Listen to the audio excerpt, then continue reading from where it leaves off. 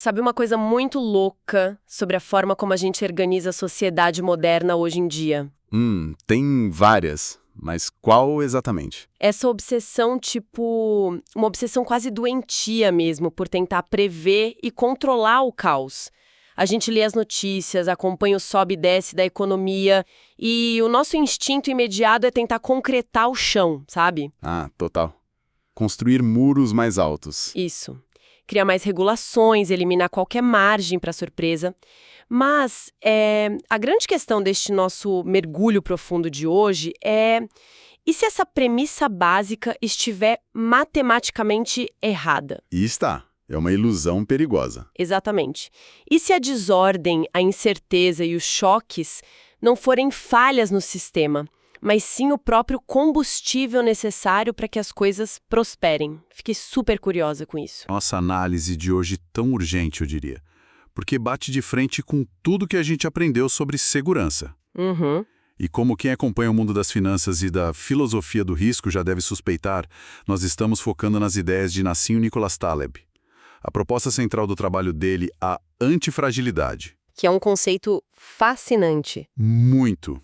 E surge da observação prática de quem passou a vida operando derivativos no mercado financeiro, apostando justamente na imprevisibilidade. A missão da nossa conversa hoje, desconstruindo esses textos, é tentar responder como os sistemas, as economias e até as nossas carreiras podem ser desenhadas para ganhar com a desordem. Em vez de apenas sobreviver a ela, né? Exato, ganhar com o caos.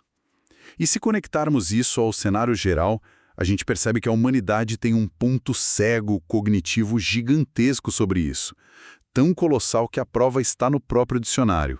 Nossa, sim. Eu fiquei chocada quando li essa parte das anotações. A gente simplesmente não tem. Quer dizer, historicamente, nunca tivemos uma palavra para descrever o oposto exato da fragilidade. Nenhuma palavra, nem no dicionário Oxford, nem em lugar nenhum. Pois é, se algo é frágil, ele quebra quando cai. E nós sempre assumimos que o oposto disso é algo forte, tipo uma pedra, que cai e não quebra. Mas não tínhamos um termo para algo que, quando cai, se torna mais forte por causa da queda. A ausência da palavra dita a ausência da percepção, sabe? O Taleb estrutura essa falha de visão criando o que podemos chamar de uma tríade da exposição ao risco. Certo? É um modelo mental para categorizar como qualquer coisa no universo reage ao estresse. E as metáforas mitológicas que ele usa não são apenas para enfeitar o texto, elas explicam a mecânica real da coisa. Uhum. As 3 categorias. Isso. A primeira ponta do espectro é o frágil, que ele simboliza pela espada de Damocles. Na lenda, o cortesão janta sobre uma espada afiada pendurada por um único fio de crina de cavalo. Que é uma imagem agoniante, convenhamos. Totalmente. É a representação do poder ou do status artificial, onde a margem para o erro é zero. Qualquer pequena variação no vento, qualquer brisa, A espada cai. o frágil precisa que o ambiente seja perfeitamente estável e previsível, o que é impossível. Impossível no mundo real. Então, para fugir da espada, a resposta natural da sociedade é buscar a segunda categoria, que é o robusto. A metáfora aqui é a fênix. O pássaro de fogo. Isso. O pássaro que pega fogo, queima até as cinzas e renasce. O robusto suporta o choque. Ele aguenta a tempestade e volta a ser o que era. Mas deixa eu colocar um ponto de interrogação aí, porque isso me chamou muita atenção. Resistir ao choque parece o ideal, né? Mas olhando para os sistemas biológicos e para a evolução, a fênix tem um defeito fatal. Um defeito enorme. Ela volta exatamente ao que ela era antes do incêndio. Se o ambiente ao redor mudou, se um novo predador evoluiu, ou se o clima alterou, voltar ao normal é, basicamente, uma sentença de morte. Exatamente. Apenas resistir não é suficiente quando o jogo inteiro muda. Então, certo, vamos desvendar isso. É aqui que entra a terceira categoria. A falha da robustez mostra a necessidade do antifrágil, porque o robusto não assimila a informação do choque. O antifrágil, por outro lado, usa o estresse como um pacote de dados para se reconfigurar. Uhum. E a mitologia nos dá a Hidra de Lerna para ilustrar isso. Corta-se uma cabeça, E nascem duas. nascem duas. A Hidra não só aguenta a espada, ela precisa da espada. E a mecânica biológica por trás disso é o que chamamos de hormese. Pense nas vacinas. Ah, o microestressor. Isso. Injetamos uma carga viral inativa, um pequeno estresse, e o sistema imunológico não apenas derrota o invasor, mas supercompensa.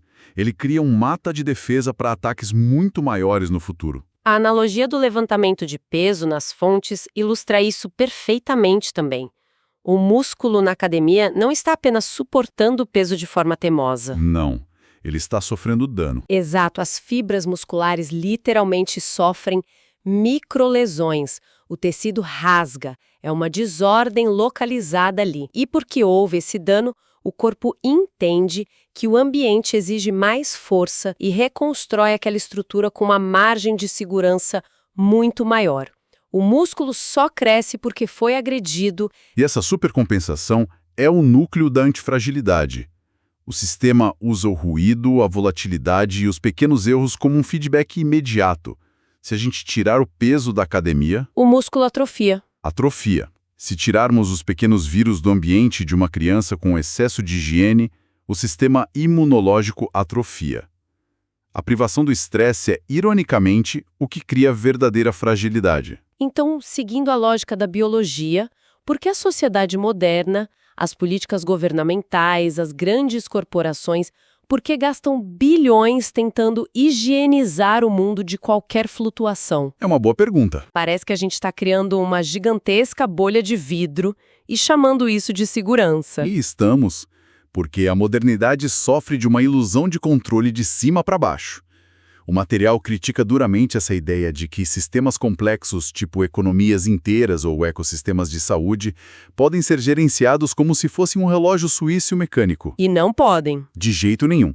Quando tentamos suprimir as flutuações naturais de um mercado para evitar aquelas pequenas dores diárias, nós não eliminamos o risco. Nós apenas empurramos esse risco para baixo do tapete, Onde ele vai se acumulando em silêncio. até gerar uma explosão incontrolável. Nossa, o contraste entre as carreiras nos textos é o melhor exemplo de como somos cegos para esse acúmulo de risco. Eles comparam o taxista com o funcionário corporativo tradicional. O gerente de RH. Isso, tipo um gerente de recursos humanos numa multinacional.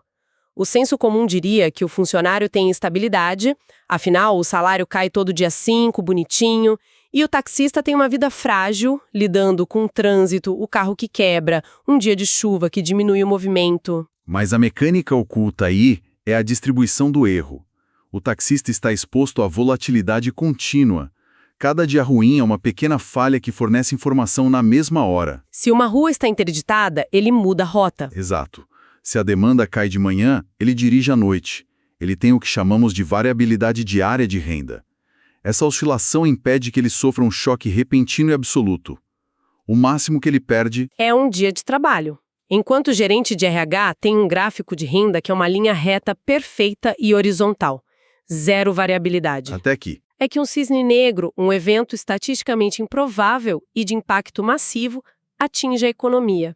A multinacional passa por uma fusão e o departamento inteiro é eliminado, E aquele gerente, aos 50 anos, com habilidades que só serviam para a burocracia daquela empresa específica, vai de uma renda super confortável para zero. Numa terça-feira de manhã, do nada. A ilusão de segurança impediu que ele se adaptasse aos poucos, garantindo a ruína total. perfeito. O que é fascinante aqui é que essa supressão artificial do pequeno risco, que resulta nesse grande colapso, é o que a medicina e a análise de risco chamam de iatrogênese. Iatrogênese. Sim, significa o dano causado pelo curador. Sabe aquele médico que prescreve um tratamento agressivo demais para um sintoma leve e acaba causando uma falha renal no paciente? Putz, o tratamento pior que a doença. Exatamente isso. E trazendo para a economia, quando os burocratas intervêm no mercado para impedir que empresas ineficientes quebrem ou controlam preços para evitar oscilações naturais, eles são agentes iatrogênicos. Eles impedem os pequenos incêndios na floresta. Isso, e ao apagar todos os pequenos focos de fogo, eles permitem um acúmulo de galhos secos. Quando um raio finalmente cai, a floresta inteira queima de forma irreversível. Mas peraí, deixa eu frear um pouco essa linha de raciocínio. Porque, ouvindo assim, isso pode soar como uma defesa do caos absoluto. Entendo, mas não é. Porque se a intervenção de cima para baixo é iatrogênica e perigosa, a conclusão lógica não seria desmontar o Estado, rasgar as leis e deixar tipo um anarcocapitalismo correr solto? Isso não permitiria que corporações gigantes simplesmente devorassem o mercado sem qualquer freio? Não, de forma alguma. A solução não é o caos sem regras, mas sim o respeito à arquitetura dos sistemas complexos. O argumento do Taleb não é contra a organização, É contra o quê, então? é contra a centralização engessada. Sistemas complexos requerem regras muito simples para operar bem, enquanto sistemas simples podem lidar com regras complexas. A descentralização protege o todo porque permite que as partes falhem de forma isolada. Ah, como o exemplo geográfico que os textos usam, certo? A diferença é entre tentar administrar um Estado-nação gigante e o modelo das cidades-Estado. Exatamente isso. A Suíça é o grande estudo de caso para isso. O autor chama de helvetização. Helvetização? Sim, a Suíça não é gerenciada por um governo central monolítico que dita todas as regras para todo mundo. Ela é fragmentada em cantões quase independentes. Entendi. Se um cantão adota uma política econômica desastrosa, aquele cantão sofre, talvez vá à falência, mas a Suíça inteira não colapsa. A informação do erro é gerada localmente e os outros cantões observam e aprendem. É a fragilidade das partes garantindo a antifragilidade do todo. Quando centralizamos demais, como em grandes blocos econômicos rígidos, o erro de um único burocrata pode afundar o continente inteiro. A chave, então, é isolar o dano para não haver um contágio sistêmico. Faz todo sentido no nível macro. Mas vamos descer do nível dos países para o nível prático. Para a vida real. Isso, para a rotina de quem nos ouve. Se tentar prever e controlar a vida financeira ou a carreira nos torna frágeis, como é que a gente aplica essa mecânica da hidra no dia a dia? Aqui é que a coisa fica realmente interessante. Com certeza. Como se beneficiar da imprevisibilidade sem o risco de, sei lá, morar debaixo da ponte se a aposta dá errado. A aplicação tática disso é o que a teoria define como a estratégia do Altere, ou Barbell Strategy. Barbell? Isso. É uma alocação de risco baseada na matemática da assimetria. E a premissa básica é fugir de qualquer coisa que prometa um risco moderado ou um meio termo. Como funciona essa divisão na prática? Visualize um haltere de academia, o formato físico dele. Todo o peso está concentrado nas duas extremidades opostas, certo? Sim, duas bolas pesadas nas pontas e uma barra fina no meio. Exato. O meio é só uma barra vazia. A estratégia dita que, em vez de colocar os recursos no centro do espectro de risco, a gente deve adotar posições extremas simultaneamente. Tá. Em uma ponta do haltere, você concentra a maior parte dos esforços ou do seu capital no hiperconservadorismo. Segurança paranoica mesmo.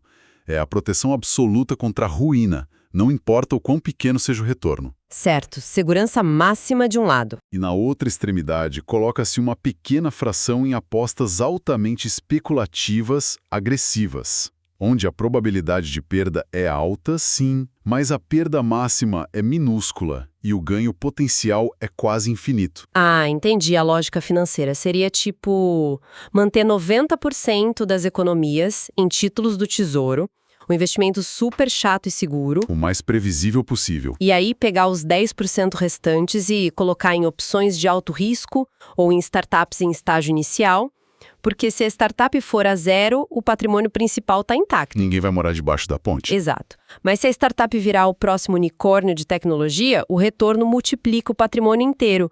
O que se evita é colocar 100% do dinheiro numa empresa tradicional de médio risco, que pode simplesmente declarar falência após um escândalo contábil e varrer tudo de uma vez. Perfeito. O meio do halter é onde o risco sistêmico se esconde, e ele vem sempre disfarçado de estabilidade. E o mais interessante é que a gente pode aplicar essa mesma assimetria matemática ao design de carreiras. Deixa eu tentar visualizar isso para a carreira. Seria manter um trabalho corporativo em horário comercial, com funções rotineiras, quase automatizadas, mas que pague as contas com previsibilidade militar. Essa é a anilha da segurança extrema. E aí, no outro lado do halter, usar as noites e os fins de semana para escrever um roteiro de cinema, desenvolver um aplicativo ou testar um modelo de negócio selvagem. A arquitetura está correta.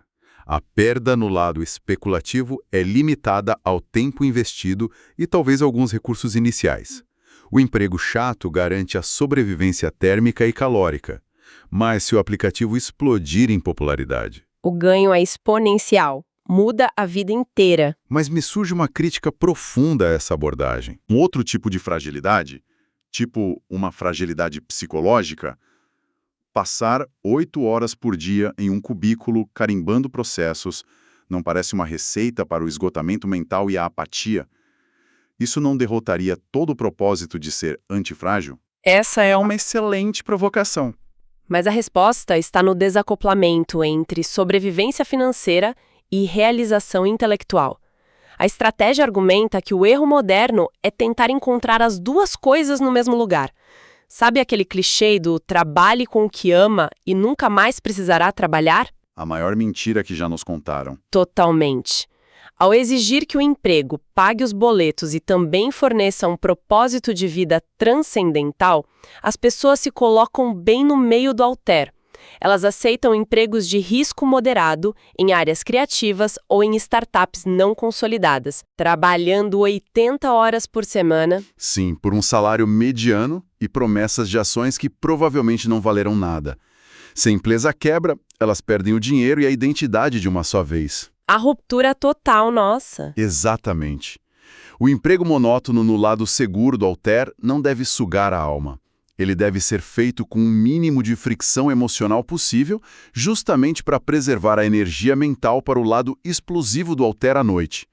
É a separação tática entre pagar o aluguel e buscar a genialidade. Nossa, isso é muito poderoso.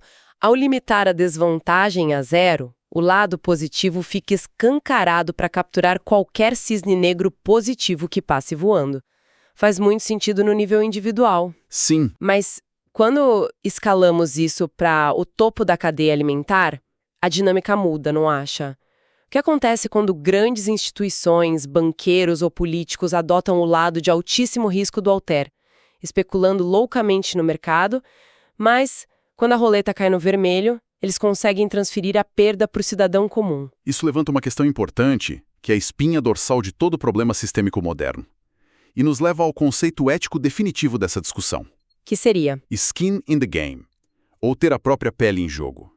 A fragilidade extrema que vemos nas sociedades hoje não é um acidente geográfico. Ela é fabricada por pessoas que retêm o ganho das apostas agressivas, mas socializam as perdas. A crise financeira de 2008 é a anatomia perfeita dessa transferência de risco, né? O exemplo perfeito. A mecânica de como as hipotecas foram empacotadas mascara todo o perigo. Em 2008, a falta de pele em jogo operou como uma bomba relógio. Os executivos dos bancos e as agências de classificação estavam embalando hipotecas podres e vendendo como produtos incrivelmente seguros. E os executivos recebiam bônus anuais absurdos. Na casa das dezenas de milhões. Exato. A assimetria era gritante. Se o mercado subisse, eles embolsavam fortunas. Quando o mercado implodiu e os riscos ocultos se revelaram, adivinha?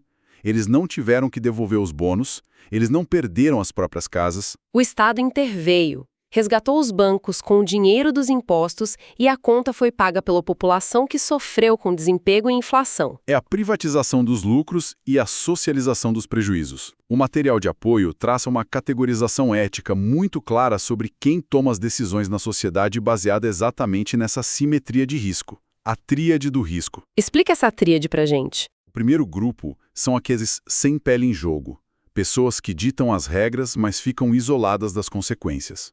Burocratas que criam leis de cima para baixo. Analistas corporativos, gestores de fundos que cobram taxas fixas, mesmo se perderem o dinheiro dos clientes. Eles são máquinas de criar fragilidade, porque assumem riscos cada vez maiores, sem medo da punição. E o segundo grupo seria quem joga as regras normais do jogo, certo? Pois sim, os com pele em jogo. O dono de um restaurante, o engenheiro independente, o cidadão comum. Se eles tomam uma decisão ruim, a empresa vai à falência. A consequência do erro é sofrida na pele. O que filtra a incompetência. Exato. E o terceiro grupo, o mais nobre, são aqueles com pele em jogo pelos outros. Que assumem um risco monumental em benefício do coletivo. Sim. Inovadores radicais que falham para mostrar o caminho, soldados socorristas. Eles protegem o sistema. Então, o que isso tudo significa? Porque me parece um diagnóstico bem amargo sobre a era em que vivemos. Criamos uma cultura que recompensa quem consegue subir na pirâmide sem nunca colocar a própria pele em risco, só repassando a culpa. Como a gente reverte essa engenharia toda? A solução não depende de apelar para boa moral, mas de restaurar a arquitetura da responsabilidade. O texto resgata o Código de Hammurabi, uma das leis mais antigas da humanidade. Lá da Babilônia. Isso. O código estipulava que, se um construtor erguesse uma casa e essa casa desabasse matando o proprietário, o construtor seria morto. Uau, pesado. Não se trata da barbárie da punição, entende? Mas da genialidade da simetria matemática. O construtor é forçado a esconder os riscos.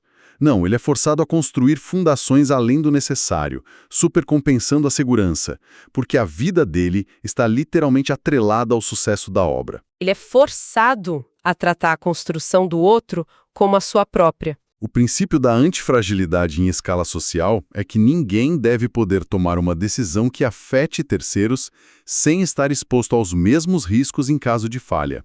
A imposição de pele em jogo funciona como uma peneira evolutiva, elimina quem transfere risco e garante quem sobrevive no comando sabe navegar o caos. Porque sente as consequências na própria carne. Essa engenharia reversa do risco é reveladora.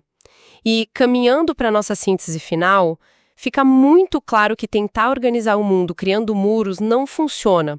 A gente sabe empiricamente que o mundo vai continuar mandando choques financeiros, reviravoltas, pandemias. A imprevisibilidade é a única certeza. E a nossa reação de tentar construir paredes de chumbo cada vez mais espessas é falha. A parede que resiste ao choque é apenas o robusto.